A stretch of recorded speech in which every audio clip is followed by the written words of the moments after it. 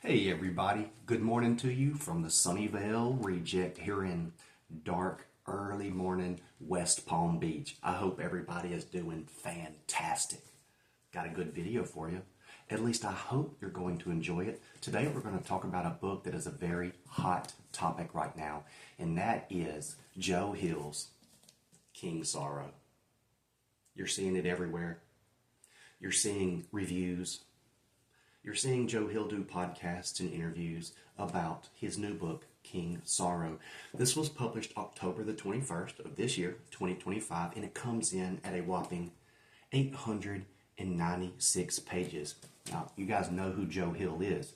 He's Stephen King's eldest son, but he's a world-renowned, respected writer in his own right, the author of Nosferatu. Can't wait to read that, honestly. Horns, which was turned into a film. Heart-Shaped Box, which won the 2007 Bram Stoker Award. Come on. Joe Hill. He's doing a whole lot of something right. I've read and seen nothing but good reviews about this book. But can they all be good?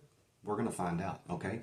And the reason I'm doing this conversation, let's say, on King Sorrow is because I got it as a gift. I mentioned it the other day. The girl that sent it to me, the lady, she's so much younger than me. She's a fabulous teacher at the school I work at. She sent me the Skull vodka, which was awesome, and she sent me this the day it was released. And I'm wondering where on earth to put this in my TBR, and is it worth putting on my TBR when I've got Under the Dome, It, Salem's Lot, Do McKee, The Throat, Mystery, and all these other fat-whopping books to read, and I just got this. What do you think?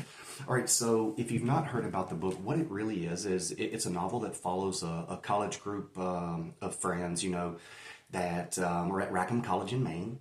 And it's from the original perspective of author, but it's told from other perspectives as the story goes on. And each chapter is them getting closer to an event. And author gets involved in a scheme to steal some rare books, right? With some nasty, shady people. And in order to get out of this mess he's in, they conjure up a dragon to do their bidding, the devil, if you will. Now, this trope is not uncommon, making deals with the devil. Perhaps the way the story is told in here is unique, but they have to do something ever so often to keep the dragon at bay. And if they don't find a sacrifice, he comes after one of them. I also heard that there's a lot of references to Stephen King's books and stories, like there's a reference to Finders Keepers, there's references to It, there's a reference to an Owen King book, there is a reference to Tabitha King's book, Trapped. No, The Trap, that's right. So, let's see. Is it worth it? What do you think? Like I said, I've been reading nothing but 4 and 5-star reviews on Amazon. But if you go to Goodreads, those folks are a little bit more, I don't want to say honest.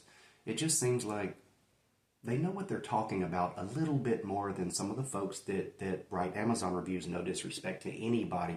But if you look at the Amazon reviews and the Goodreads reviews as you're looking at a book on Amazon, there's a drastic difference between the two. There's a lot of great reviews out there. You guys know who to go. Dave Musson, Mike's book reviews. They both did good book reviews, but there's a couple out there that say perhaps this book is being artificially inflated. So I went to Goodreads, and this is the only place that I found a couple of reviews that weren't just glorifying this book. Here's a 2.5-star review. It goes on for a little bit, and then by the third paragraph of the review, it says this: "The setup is fantastic. Hill captures the bond between friends beautifully, portraying their differences in background and social status with nuance. The prose is cinematic. Many scenes feel as though they were written with a screenplay already in mind. Early on, I was completely hooked." And then, but then the pacing falters. Entire sections drag on unnecessarily, particularly one that sprawls across nearly 30% of the book's 896 pages. This segment could easily be cut down to 30 pages, or removed altogether, without losing anything essential. The result is a bloated middle that saps momentum and, unfortunately, much of the reader's enthusiasm. And the writer of that review goes on and on for a few more paragraphs. But that's enough for us. And let's see what else we got here. Here's another one. This is 2-star. And it says, please note that I received this book via NetGalley. This did not affect my rating or review. Trigger warning. The way it's described, it sounds like a coercion, which to my mind is still rape, but wanted to put a rape trigger warning here for readers due to a plot point with one of the characters. I don't even know what to say. This is definitely a slog of a book. It's over 800 pages, and there's not a lot to say about it, even though it's 800 pages. Guys, what do you think? Have you started it yet? Have you read it? Does this sound accurate? I don't write bad reviews. I think I've told you guys that in the past. I don't write bad book reviews because it's too hard to get your book out there and get it attention. And I know how hard these writers write because I'm a writer myself. I've written 2 books. My first poetry book, it's 122 pages, something like that. It took me 7 years because I took that shit seriously. And I nearly died, killed myself writing it.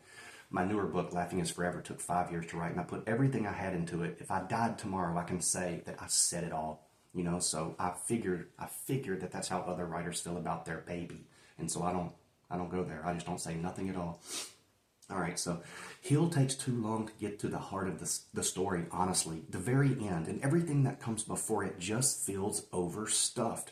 I only even liked 2 characters in this whole mess, Robin and Tana. Everyone else in the Fran group, Arthur, Gwen, Colin, Donovan, Van, Donna, and Allie, are barely developed.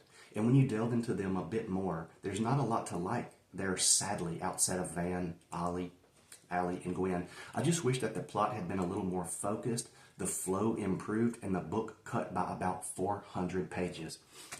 Now, with Joe Hill, right, and I'm sure with Owen too, you're going to get those comparisons to Stephen King. I mean, you have to make those comparisons because he grew up in that environment, in that culture. Knowing and knowing all the books his father wrote, having those conversations, and then seeing the movies that were made about them. I mean, he's in the know. And that, unfortunately, is a critique that Stephen King himself gets, that they're overstuffed, that they try to accomplish too much. I've also heard that the ending of this book is just a letdown. Again, you hear that about Stephen King too, that he doesn't know how to write an ending. Now, I don't know that that's true. I've only read a few Stephen King books. I read Salem's Lot many years ago.